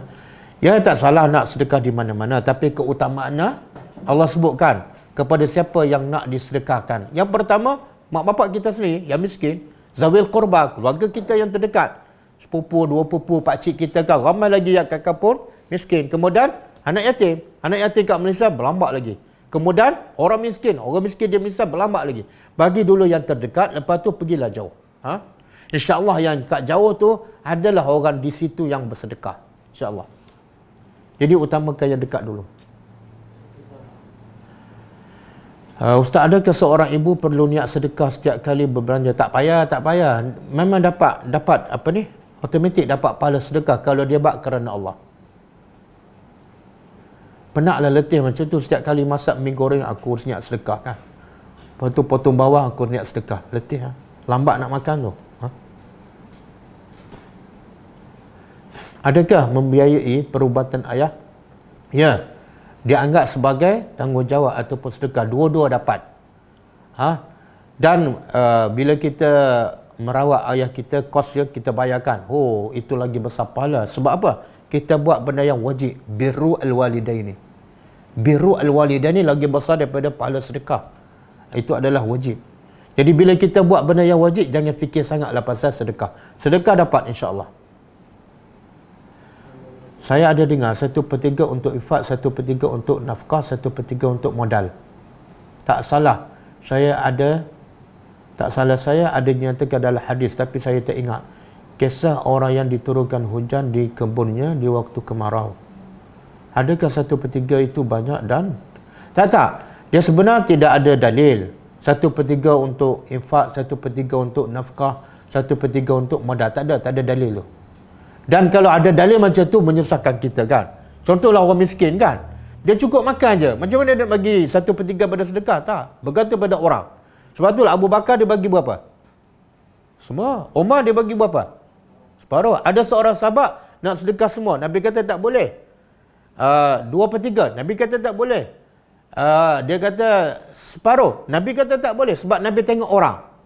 Tengok orang dan setakat mana keperluan. Anak dia masih kecil ke? Dan dia kata saya nak sedekah 1/3. Nabi kata 1/3 pun sebenarnya banyak. Tapi bolehlah. Itu betul. Tapi kalau kita nak kata 1/3 untuk nafkah, 1/3 untuk sedekah, itu tidak ada dalil. Saya pernah ikut kawan yang suka buat dakwah rumah ke rumah. Walau rumah orang non-Muslim. Bila jumpa non-Muslim, kami ceritakan tentang akidah dan tentang Allah. Ramai yang mengucap syahadah. Adakah ini cara dakwah yang dibuat? Ya, sebenarnya cara dakwah Allah tak sebut. Cara dakwah Allah tak sebut. Kenapa? Kalau Allah sebut cara berdakwah, kita akan jadi susah. Kan? Contohlah, cara berdakwah kena baca ayat sekian. Kena pandai bercakap. Akhirnya ramai tak nak berdakwah.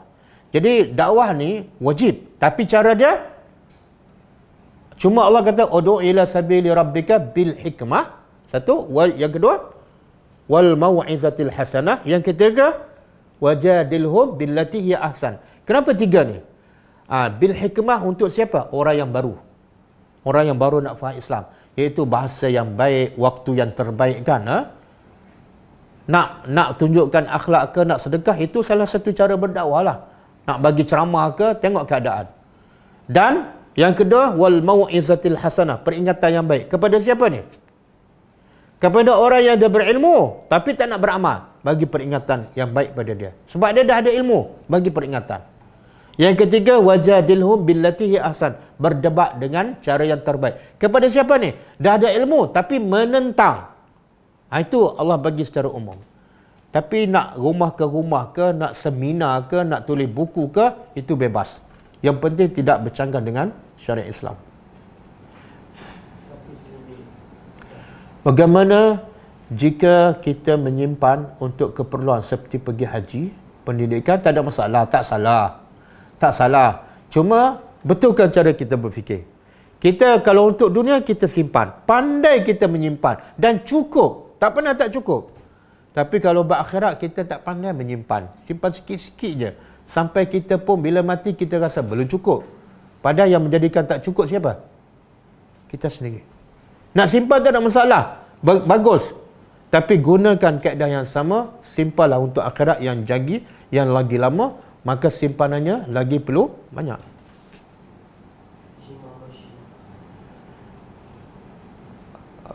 Apa pandangan Ustaz tentang pusat kutipan zakat tapi masih ada orang miskin? No comment. No comment. Saya tak nak cari penyakit .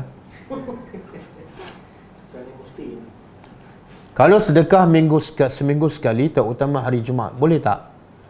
Subhanallah. Kita cari duit setiap hari ke sekali seminggu? Cari duit setiap hari ke sekali seminggu?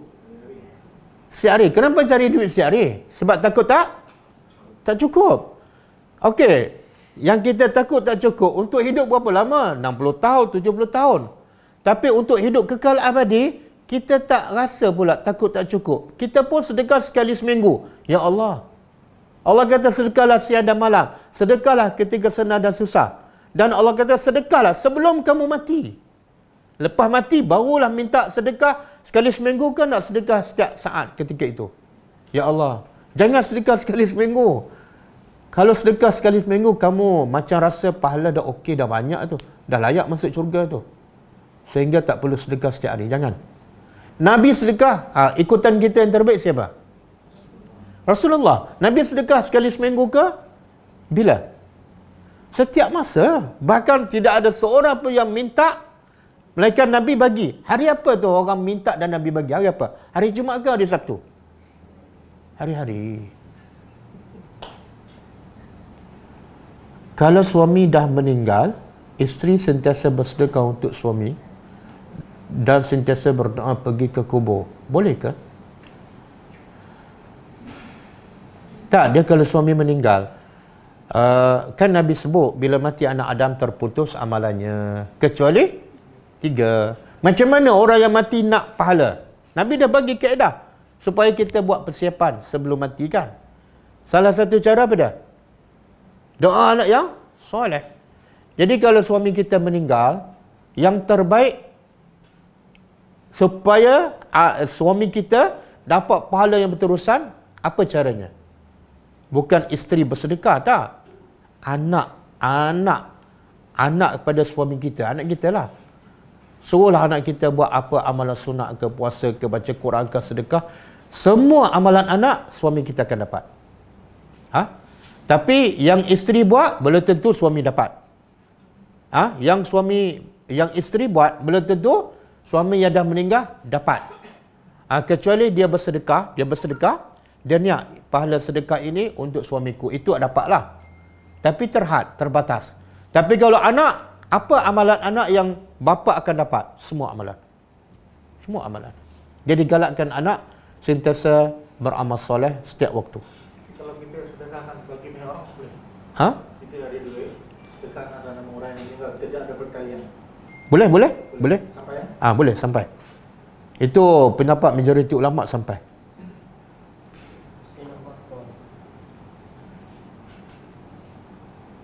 Apa dia? Mustina. Surah Al-Baqarah ayat 30. Allah nak jadikan khalifah, mohon pencerahan. Khalifah. Allah kata dalam surah Baqarah kan, wa iz qala rabbuka lil malaikati inni ja'ilun fil ardi khalifah. Ingatlah ketika mana Tuhan engkau, Allah kata pada Nabi, ketika Tuhan engkau berkata kepada malaikat. Apa Allah kata pada malaikat? Itu masa tu manusia belum dicipta. Nabi Muhammad pun belum ada. Allah nak rakam balik cerita tu. Ingatlah ketika Tuhan berkata pada malaikat, aku akan cipta manusia sebagai khalifah. Apa makna khalifah? Iaitu pengganti. Pengganti apa? Yang menjalankan kerja-kerja Allah di atas muka bumi. Kita buat kerja ni semua kerja daripada Allah. Jadi buat kerja Allah dipanggil khalifah. Sebab itulah Abu Bakar dipanggil khalifah. Khalifah kepada siapa? yang mengganti, mengambil alih tugas Rasulullah. Abu Bakar dia panggil khalifah Rasulullah. Jadi khalifah ialah yang mengganti ataupun yang mengambil alih tugas-tugas seseorang. Apa pandangan Ustaz konsep untuk tujuan amal? Nah, nak buat amal lah, tak payahlah konsep-konsep kan. Sebenarnya yang perlu untuk buat kerja amal supaya orang suka bersedekah, tak perlu, bukan konsep dia. Tak ada buat Al-Quran. Kalau orang faham Al-Quran, dia akan bagi lebih banyak daripada buat konsep amal tu. Tapi kalau buat konsep amal, dia tunggu ada konsep dulu, lepas tu tengok pula kan siapa buat, baru nak bagi lambat. Tak ada buat Al-Quran setiap hari. Macam mana nak tadabbur sendiri-sendiri? Adakah baca tafsir dan tak dengar rakaman tadabbur? Duduk kat rumah dengar buka rakaman. Banyak tadabbur Al-Quran kan. Yang saya, yang ustaz-ustaz lain yang bahasa Inggeris, macam-macam ada, bukalah. Ustaz Kariman. Jadi bila kita tadabbur mendengar rakaman di rumah, kata ulama macam kita masuk kelas juga. Cuma beza tak dapatlah pahala para malaikat sebagaimana duduk dalam majlis ilmu. Tapi dapat tak pahala kita menghadap guru, ya. Sebab kadang-kadang melalui online macam ni kan, kita boleh tanya soalan dan ustaz jawab direct kan. Wallahu a'lam. Apakah perbezaan antara istidraj dan kurniaan Allah? Okey. Nabi sebut dalam satu hadis, yang maksud dia, bila kamu lihat orang tu, Allah bagi nikmat pada seseorang yang dalam melakukan maksiat. Allah bagi nikmat dalam keadaan orang tu melakukan maksiat, maka itu adalah istidraj. Tapi kalau Allah bagi nikmat yang bertambah dalam keadaan dia beriman, itu adalah nikmat. Jadi ukuran dia apa dah? Buat maksiat ataupun buat ketaatan.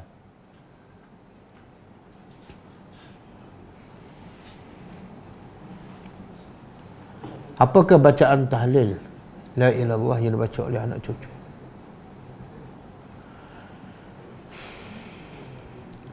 Tak, amalan, kalau amalan anak ataupun cucu, apa sahaja, bukan tahlil je. Kalau dia buat sorang-sorang tahlil ke, dia tasbih ke, subhanallah, dia baca Quran ke, dia pergi kelas agama ke, dia buat umrah, semua amalan tu akan sampai kepada mak bapaknya yang dah meninggal. Tahlilnya Nabi kata, al-waladu min kasbi al-waladu min kasbi abihi. Anak itu adalah hasil amalan, hasil usaha mak bapak dia. Sama ada dia berniat untuk mak bapak dia ataupun tidak, kata ulama, pahala insya-Allah sampai.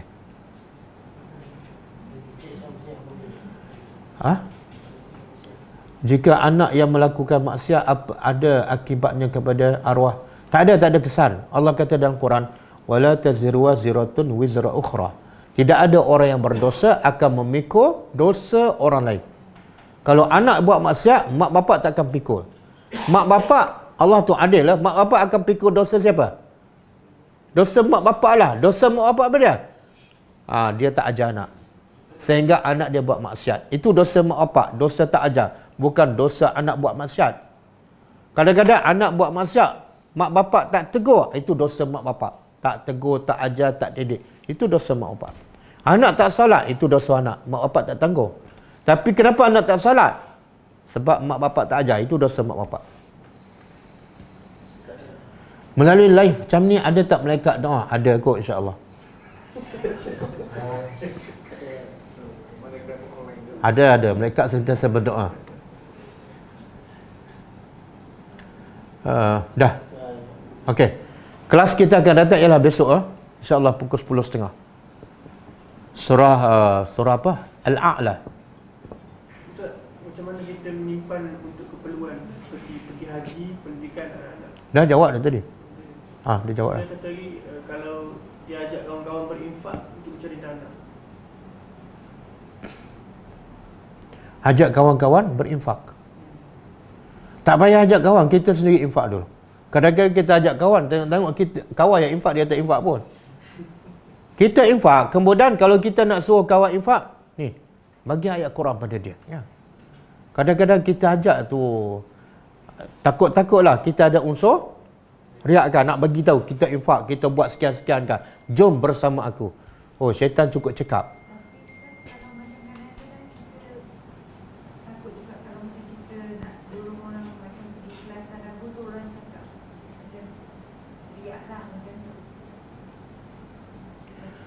Tak, sekarang motivate orang tapi macam tak apa. Innamal a'malu binniyat. Sesungguhnya amalan itu dikira mengikut niat. Kita ajak orang pergi ke latar debu, apa niat kita?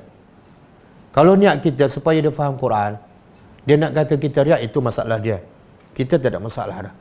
Kan? Sebab tu bagi kita ajak dia supaya dia datang kelas tanda buat Al-Quran, supaya dia faham Quran. Jangan cerita aku dah datang lama, tak pernah miss kelas.